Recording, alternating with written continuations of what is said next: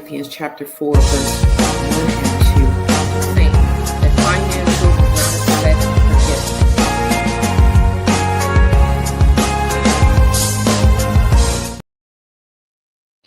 Hey there. Welcome to the Radical Godly Stewardship Podcast. This is episode 77. I am Dr. Lexi Johnson. I am super excited that you're here. This is where kingdom principles meet practical stewardship and where we learn to produce, multiply, and dominate according to Yah's design. I am a financial coach, strategist, author of Stop Begging God for Money, and founder of Money Mastery for Her Enterprises. Around here, we don't chase money. That's not what we do. We steward it. We don't worship wealth. We worship Yah. And we understand that every dollar entrusted to us has an assignment. My goal isn't simply to help you make more money. My goal is to help you become a faithful steward so that when Yah increases what he's entrusted to you, you'll already know what to do with it.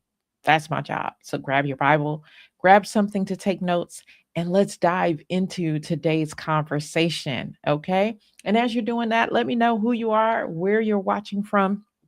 Thank you for joining, whether you're joining us live or whether you're joining the replay. Okay. So this is episode 77. And today we're talking about silent wealth killers. That's right. Silent wealth killers, things that are keeping people financially stuck. Listen, most people think financial hardship happens because of one huge mistake, like a failed investment or bankruptcy or a job loss or a medical emergency.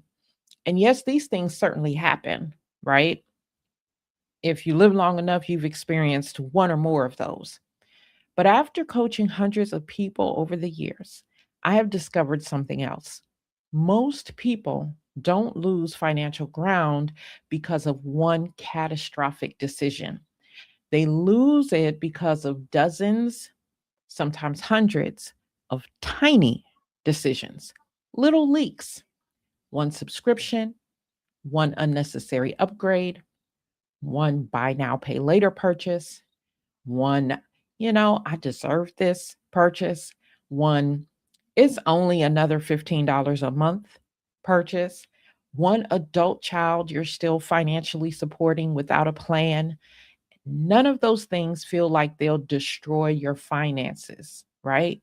But over time, they quietly rob you of the one thing every steward needs, and that is margin, because margin gives you options.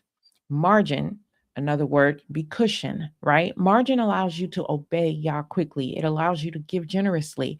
It allows you to invest strategically. It allows you to weather storms without panic. So today, I want to expose what I call the silent wealth killers. Not to make anyone feel guilty, okay? Because listen, I've had to check myself on these things as well, but because you cannot repair a leak until you know where it's coming from, all right? So before we begin, as usual, let's do our stewardship check in. And when I ask these questions, if you're watching the replay, pause it, okay? Wherever you're listening, and honestly answer these questions. So, question number one, if I looked at my bank statement from the last 90 days, would it tell the story of intentional stewardship or emotional spending? Yeah. Which story would it tell? Question number two, what am I paying for today that no longer serves Yah's purpose for my life? And question number three, if Yah doubled my income tomorrow, would I build wealth or would I simply build a more expensive lifestyle? Luke chapter 16, verse 10 says that whoever can be trusted with very little can also be trusted with much. Now, notice, Yah doesn't start with abundance, right? He starts with faithfulness. That's where it starts. The little things matter. And that's exactly what today's episode is about. So let's talk about wealth killer number one, which is buy now, pay later. This is one of the fastest growing financial traps of the last several years. This buy now, pay later. Now, don't misunderstand me. I'm not saying every buy now, pay later purchase is sinful. I'm not even saying it's sinful in and of itself, right? It's not what I'm saying. What I am saying is that it's dangerous because it changes the way we think. So instead of asking, can I afford this? We begin asking, can I afford the payment? Those are two different questions. Can I afford this or can I afford the payment? Right? So most of us now are accustomed to this, but cannot afford the payments question.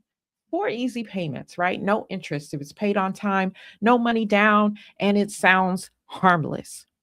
But here's what it actually does: it allows you to spend tomorrow's income today, right? Meaning by the time your next income influx comes in, whether it's a paycheck or you run a business and you're making money various dates and times throughout the day, before that money comes in, it's spoken for, right? It allows you to spend tomorrow's income today. And before long, tomorrow arrives, right? And yesterday's bills are attached to it. That's crazy. And then we finance furniture, shoes, holidays, vacation, electronics. We do that with all kinds of stuff. And so now what ends up happening is that we have 5 or 6 buy now, pay later plans that are all coming out at different times. And suddenly, the paycheck that we've been praying for has already been spent before it ever reaches the bank. Convenience quietly became bondage, right? Debt doesn't always arrive looking like bondage. Sometimes it arrives looking like convenience, right? Let me give you an example. Imagine that you're buying a $300 pair of shoes using buy now, pay later because it's only $75 every 2 weeks, right? And, after 4 payments, it'll be done. But then you finance a laptop the same way. In the midst of this, $75 buy now, pay later thing going on, you finance a laptop, same way. Then you finance Christmas gifts, same way. Individually, each payment seems manageable, but together, you've committed next month's paycheck before it even reaches your bank account. So, Kingdom Stewardship asks, if I can't pay for it today, is it truly time for me to own it? I know we don't like to ask ourselves questions like that. We don't want to hear that. We want to, get the new things when they're new. We want to, just get what we want to get when we want to get it, right? Everything fast, everything now, right? But a kingdom citizen will ask that question: if I can't pay for it today, is it truly time for me to own it? Sometimes waiting isn't deprivation. Sometimes waiting is wisdom. Okay.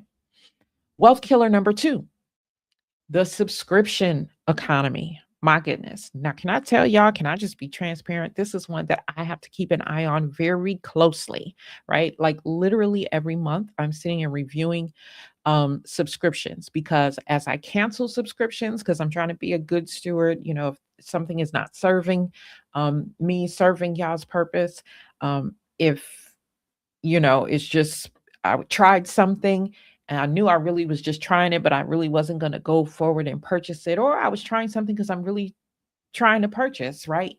I have to pay attention.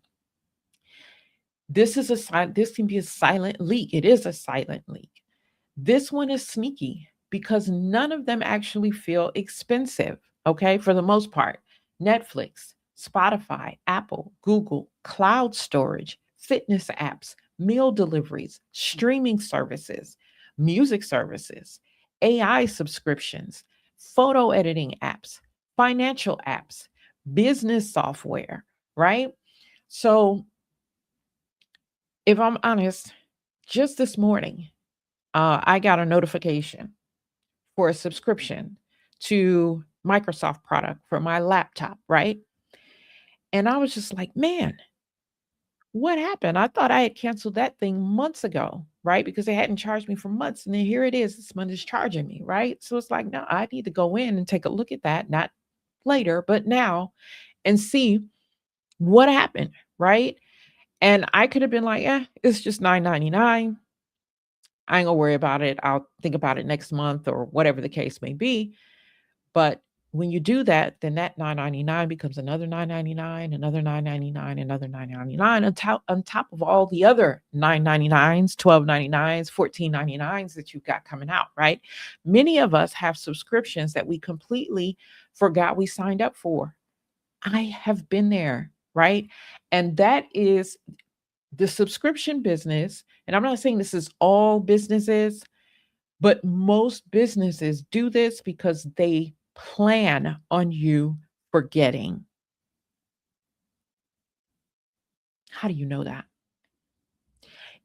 When you take certain sales training courses where they're teaching you about the psychology of sales and what happens in the brain and the neurology of it all, I'm just saying, right? It's out there. So I won't say most, a lot of businesses will do the subscription thing and they will count on you forgetting. Okay.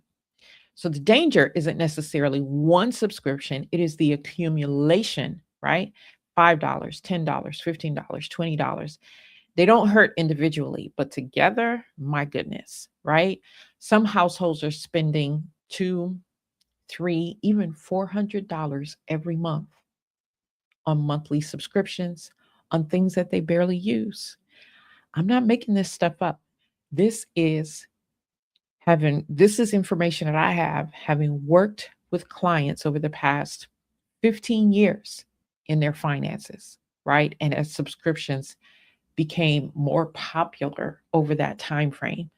So imagine if instead of subscriptions, that same money went toward paying off debt or building an emergency fund or investing. Small leaks eventually sink the big ship. Okay. So ask yourself, if I canceled every subscription today, which ones would I actually miss? That's the question. That is the question. Which ones would you actually miss? If you cancel all your subscriptions, which ones would you actually really miss? So let me give you a practical example. Many families unknowingly spend about $150 to $300 each month on streaming services, finance apps, fitness apps, cloud storage, food delivery memberships, all that stuff that I mentioned earlier, right? That is $1,800 to $3,600 every year when you sit down and do the math, right? Money that could become an emergency fund, help eliminate debt, or begin an investment account. Listen, and as I'm speaking, I'm like, and I just did this because it's the turn of the month. Go and look at my subscriptions. I'm about to look at them again. Okay.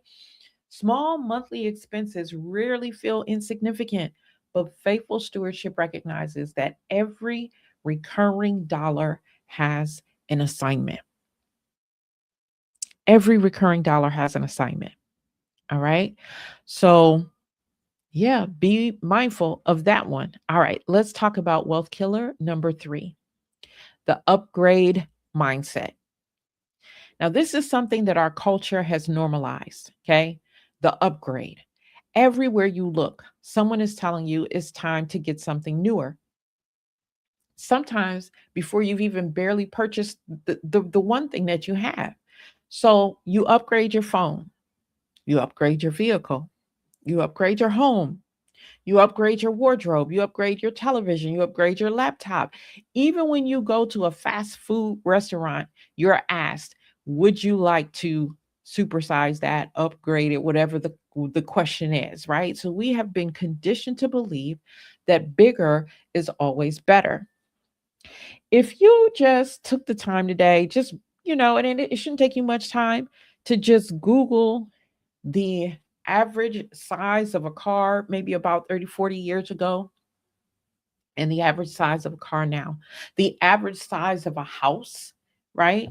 Maybe in the 60s, 70s, and the average size of a house now, you're going to see that we indeed have this upgrade mindset. But here is the question that a kingdom steward asks: did the old one stop serving its purpose, or did my contentment stop? Did the old one stop serving its purpose, or did my contentment stop? That's a completely different question. I'm not saying you should never upgrade, right? Sometimes an upgrade is wise. Sometimes it's necessary. Sometimes the upgrade will increase your productivity and reduce maintenance costs and support your assignment. But many upgrades aren't driven by necessity, they're driven by comparison. Yesterday, my son and I had a very brief conversation because he's thinking about upgrading his phone. And at the end of the conversation, it was like, okay, not now, because it just doesn't make sense right now, right? With the cost of phones, your phone still works, it's still serving you. There's nothing wrong with it. It's not, you're not missing out on anything, right? And even myself in my own phone, when I have these conversations, because every now and then I look too, because I got a pretty old iPhone. I do. Okay. But then I look and I'm like, I can afford it, but why?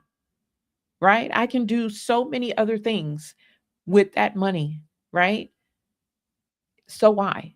Right? The phone still works, it still serves me. I'm not missing out on anything. I can do whatever is necessary, and even things that I don't want to do on my phone. There's so much that can be done on it. I'm probably not even using the phone to its 100% capacity. In fact, I know I'm not. Okay? Because I'm just not really a do everything on the phone person. But my point is contentment, right? We don't have to feed into the media telling us, oh, you got to upgrade. Your phone is 3 months old. You got to upgrade. It's 6 months old. You got to upgrade, right? Or your house is, 10 years old. Let's upgrade. Your car is 10 years old. Let's upgrade. Like all of those things that I've just named, I have older versions of, much older versions of car, home, phone, everything. Why? Because it's serving its purpose, right? And it frees me up to do other things. So upgrades aren't usually driven by necessity. They are usually driven by comparison. Okay.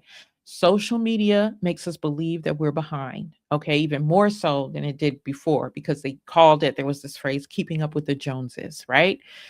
But now that we have social media, even more so, right? We are comparing ourselves to others. I'm talking in general, maybe not you, because it's not me either, but I'm talking in general. We are comparing ourselves to others, and it makes us think that we're missing out, right? All the advertising that's coming across. Culture tells us that success should always look newer, bigger, and more expensive. Meanwhile, the person that's driving the paid off car, that would be me, okay, may actually be wealthier than the person making payments on the newest model. Okay. Remember, wealth is often quiet, debt is often loud. Contentment is one of the greatest wealth building tools in scripture. It is one of the greatest wealth building tools that you can have in your toolbox. Okay. Example, I'll go back to this phone. It still works perfectly, but a newer model is released. The dealership calls you saying you qualify for a newer vehicle. Your kitchen is functional, but social media convinces you that it's outdated. None of those purchases may be wrong, okay? But if the only reason for the upgrade is comparison or image, then you've exchanged future wealth for temporary satisfaction. Kingdom citizens upgrade because there's a genuine need, not because culture tells them that they deserve something newer, okay? Now let's talk about wealth killer number 4. Wealth killer number 4. And that is supporting adult children without a plan. Hey, okay. Again, something that I can attest to, right? Now let's talk about this one because this is close to home for many families, supporting adult children, right? Let me begin by saying this carefully. Helping your children is not wrong. All right. In fact, scripture teaches us to care for our families, right? They say if we don't care for our families, we are worse than an unbeliever. The issue isn't whether we help, the issue is how we help. Okay. Say that with me. It's not whether we help, it's how we help. And there is a difference between helping someone through a season and then financing a lifestyle indefinitely. Sometimes parents continue paying cell phone bills, car insurance, rent, utilities, credit card payments long after their children are capable of carrying those responsibilities for themselves. The heartbreaking part is that many parents are sacrificing their own retirement to do it. Okay. I am not guessing when I say that. Again, this is based on helping families and individuals for over 15 years. I know what I'm talking about, right? And then, of course, I have my own adult children. All right. Their own, we do this. We sacrifice our own emergency savings. Again, I'm saying we, generally speaking, okay?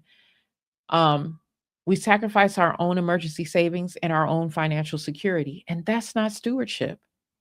That's often guilt masquerading as generosity. Okay. Real love prepares our children to stand on their own feet. And sometimes the most loving thing that we can do is teach responsibility instead of rescuing repeatedly. Sometimes that rescuing repeatedly, you're becoming God in their lives and not letting God be God. And sometimes the Lord will sit you both down, you and your child, so that you can no longer play that role, right? And they can learn what they need to learn. All right. So generosity should empower, it should not create dependency. All right. So for example, you're helping your adult child with a security deposit while they get established, may be a wise investment in their future, right? But paying their rent indefinitely while sacrificing your own retirement savings creates dependency. And even if you're not sacrificing your own retirement savings and you just have it to do, it may still be creating dependency for them, right? And financial vulnerability for you. So, healthy stewardship asks, am I solving a temporary problem or unintentionally creating a permanent one? That is a question that we really have to answer when it comes to supporting adult children or even just giving to other family members or friends over and over and over and over again. Am I solving a temporary problem or am I unintentionally creating a permanent one? Okay. Wealth killer number 5, lifestyle inflation. So, this one may be the biggest wealth killer of them all. It's the belief that every increase in income should immediately result in an increase in spending. In other words, you receive a raise and now it's time for a nicer apartment. You receive a raise, now it's time for a newer car. You receive a raise, now it's time for more vacations, more restaurants, more shopping, a bigger house. Nothing has really changed, right? Except your expenses. And then a year later, you're making more money than you've ever made, but somehow you're still living paycheck to paycheck. I remember that happening to me. In fact, I had obtained 3 raises in the span of a year when I was working in corporate. 3. But I could not tell you, right? That year a year later I couldn't tell you where the increase had gone. I was still living paycheck to paycheck. The raise didn't build wealth like it should have. It simply financed a more expensive lifestyle. And one of the habits I've seen among financially successful people is that when their income increases, their investing increases, their giving increases, their savings increases, not just their spending. Okay. Next month, I'm looking forward to something because I'm going to have a significant savings. I'm going to take that money, and that money is going to savings, right? Normally people will be like, okay, that's done, you know, or I got a reduction in this. I'm going to take that money and go create more bills. They're not saying that like verbally, but their behavior is saying that more money, more spending, right? Income should strengthen your financial foundation before it upgrades your lifestyle. Okay. I'm going to say that again. I need y'all, you should have been writing already, but if you haven't written anything down, write this one down. Income should strengthen your financial foundation before it upgrades your lifestyle. All right. If every raise improves your lifestyle, my goodness, when does your balance sheet ever improve? So, example, suppose you receive a $600 monthly raise.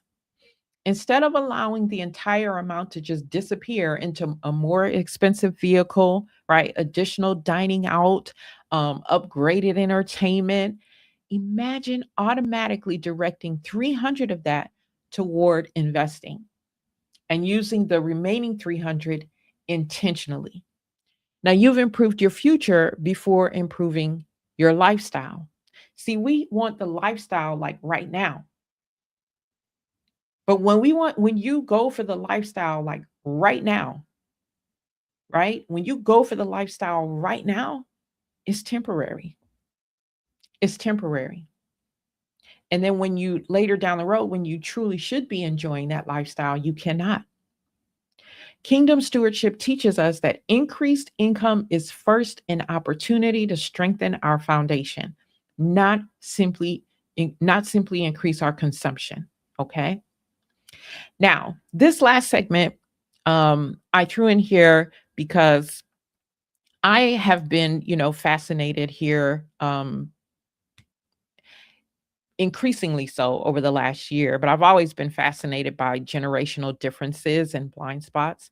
And there are a lot of things that, people say is different generationally, but it really isn't. But I want to talk about something that I find fascinating. Every generation tends to leak money a little bit differently. This isn't about criticism, though. This is about awareness. Okay. So, baby boomers, many baby boomers worked very hard, built careers, they've accumulated assets. But one of the challenges many of them are facing now is that a significant portion of their wealth is tied up in retirement accounts or home equity while they continue helping adult children or even grandchildren financially. Some are delaying their own retirement goals because they never stopped carrying somebody else's financial responsibilities, right? So we're called to protect the resources that Yah has entrusted to us so that we can finish the race well. That is a thing, y'all, to finish well and continue being a blessing, not becoming financially dependent ourselves. Okay. So be very, very mindful, supporting family, friends, and all of that for the long term. Okay. Now, Gen X, which is my generation, we're often called the sandwich generation, right? Many of us are simultaneously caring for aging parents while we're supporting children or even helping with grandchildren. Don't I know this one? We are often in our we're in our peak earning years, okay? But these are also our peak responsibility years, and that creates tremendous pressure and tremendous financial pressure. So these may be our highest earning years, but we have to make sure that we don't allow them to become our only highest. Um, well, we have to make sure that we don't allow them to become our highest spending years at the same time. Okay. Which will not be hard to do trying to take care of aging parents and also children and grandchildren. Okay. We must make sure that we're building margin while we still have strong earning power. Okay. Hey, Lisa, good to see you today. All right. Now, millennials. Millennials, now, interestingly enough, there's a fun fact about me, you guys. I am a Gen X, right? And I have children in every generation, millennial, they call them Zoomers or Gen Z, and Alpha. Okay, I've got them all the way down, and then now I have grandchildren who are Alpha and Beta. One is on the tail end of Alpha, the other one is on the very beginning of Beta. All right, millennials entered adulthood during economic uncertainty. They're not the only ones. I think most of us have. Most of the generations, a lot of the generations have. Many have dealt, but millennials have dealt with student loans, rising housing costs. I mean, ridiculously rising housing costs and delayed home ownership. Okay. Our generation, generations before, we were buying homes younger. They're buying their homes much later. And some of them have actually become discouraged and assume that wealth building is out of reach. Others feel like they need to have thousands of dollars before they can begin investing. And neither is true. Okay. So if you're a millennial, don't wait until you have quote unquote enough. Okay. Because it will never be enough. Steward what you have today. Small, consistent faithfulness compounds over time. And then the last generation I'm going to speak to, because Alpha and Beta are just too young, they are not managing any finances right now, is Gen Z. Now, this is my youngest son. He's Gen Z. My middle son is like right on the tail end of millennial and Gen Z. And then my daughter is millennial. Anyway, Gen Z has access to more financial information than any previous generation ever has. But they also face more marketing than any previous generation ever had, right? Social media is constantly whispering to them, you need this, everyone else has this, success looks like this. Influencer culture often promotes appearances over ownership. And I watched a really good YouTube um, video the other day about influencer culture, and somebody was telling the truth about influencer culture, right? It's a really good one to watch if you think that you want to be an influencer. I'm not discouraging you from it because I think being an influencer can be an amazing thing, but you need to understand, right, the ins and outs of it and the truth of it. Okay. So, anyway, influencer culture often promotes appearances over ownership, and the danger is buying an image before building the foundation. Okay. So for Gen Z, don't confuse looking wealthy with becoming wealthy, right? Build your assets before appearances. And for all of us, we have to get back to this place where we are content and patient, because building wealth takes time, right? Building wealth takes time. All right. Now, good morning, Bishop. How are you? Good morning. Good morning. Afternoon is a little bit after afternoon over here, and I know you guys are way ahead of us. But thanks for joining all the way from India. Now, let's connect all of this together that I've been talking about today. I've shared with you about 4 or 5 silent wealth killers. I've talked with you all about how generationally we need to be, what we need to pay attention to. And I want you to notice something. None of the things that we've talked about today are inherently sinful. They're not. Subscriptions aren't sinful. Phones aren't sinful. Helping your children isn't sinful. Buying a newer vehicle isn't sinful. Even using financing isn't automatically sinful. Okay. The issue isn't the thing itself. The issue is whether it quietly consumes resources that Yah intended for your assignment. Remember, as kingdom citizens, we are on this earth. We've been put here with a mission. We have been put here. We are on assignment. And every tool that is given us, including our finances, is to that end, right? Our finances are a tool to help us fulfill our assignment. Hey, Doreen, shalom to you as well. Thank you for watching all the way from Kenya.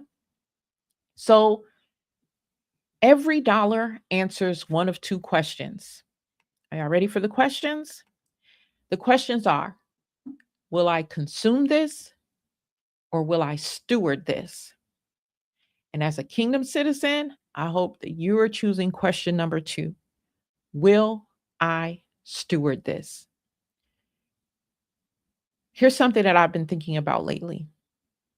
One of the enemy's greatest strategies isn't always to get believers into obvious sin.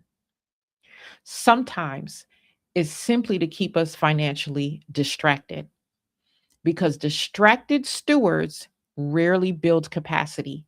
And without capacity, it's harder to fund ministry, and it's harder to help families, and it's harder to feed the hungry, and it's harder to clothe the poor, and it's harder to respond when Yah opens a door for you to respond or for you to move in your kingdom assignment.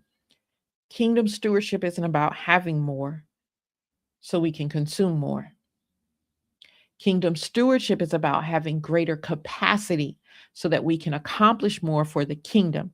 That's why I'm talking to you today about these silent wealth killers, about buy now, pay later, about subscriptions, about the upgrade mindset, about the, I got a raise, so let me go spend some more, that lifestyle upgrading, right? That's why I'm talking to you all about these things. All right. So before our next episode, I want to challenge you to do four things. Okay. I want to challenge you to do four things. Make sure you're writing this down.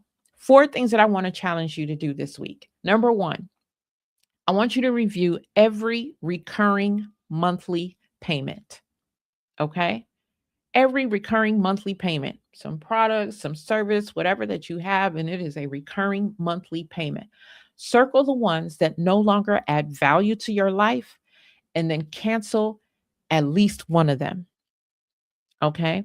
Circling them, and actually looking at them and saying doesn't add value helps for us to deal with the emotional part of why we're doing what we're doing, right? Because a lot of times we have these subscriptions just for emotional reasons. Oh, I'm just trying to support a friend, or all my friends have this, so I want to have it. Whatever. These are all emotional reasons, right? So do that. That's assignment number one. Review every recurring monthly payment, circle the ones that no longer add value to your life, cancel at least one this week. Okay.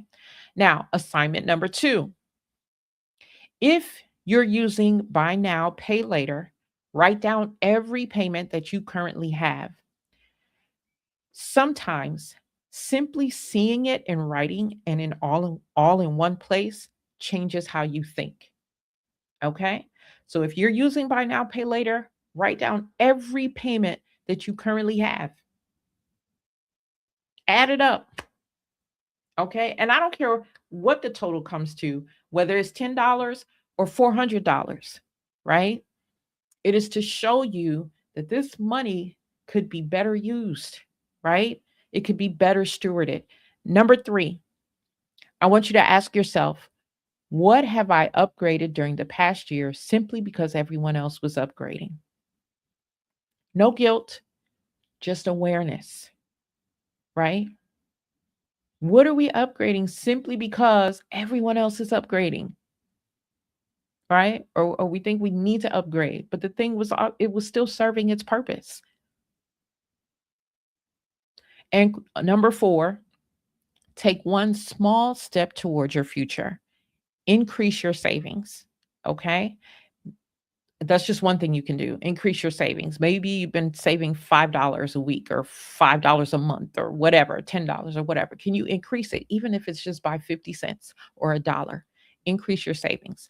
Maybe for you, it's opening an investment account, right? Maybe it is paying extra toward debt, even if it's only $25. Stewardship isn't measured by the amount, it is measured by the faithfulness. Okay, I'm going to say that again. Stewardship isn't measured by the amount, it is measured by your faithfulness. All right. Now, if today's episode exposed a few financial leaks in your own life, good. Okay. Remember, this is not for condemnation or shame, this is for awareness. I want to encourage you to begin your journey toward intentional stewardship. And you can do that with my book, Stop Begging God for Money. This isn't a book about chasing riches. Okay. This is a book about renewing your thinking, aligning your finances with kingdom principles, and learning to steward what Yah has already entrusted to you. Okay. You can buy the book from my website, author lexijohnson.com, or you can get it on Amazon or online, anywhere books are sold, right? And I'm also excited to share that Financial Rebellion Foundations is now open. Okay. And you can register. It's a self paced discipleship experience. Can you imagine that? A financial discipleship experience? It's amazing. It's designed to help you build solvency, eliminate financial chaos, create a practical financial plan, and establish strong kingdom stewardship. Okay. The link is in the comments for that. And I'm going to close with this thought. A ship rarely sinks because of one big giant hole. More often, it sinks because there are small leaks that go unnoticed for too long. And the same is true financially. Don't ignore the small leaks in your finances.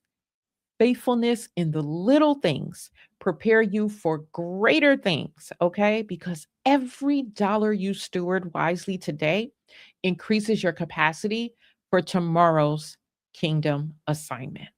All right? This has been another episode of the Radical Godly Stewardship Podcast. I am Dr. Lexi Johnson, reminding you to produce, multiply, dominate.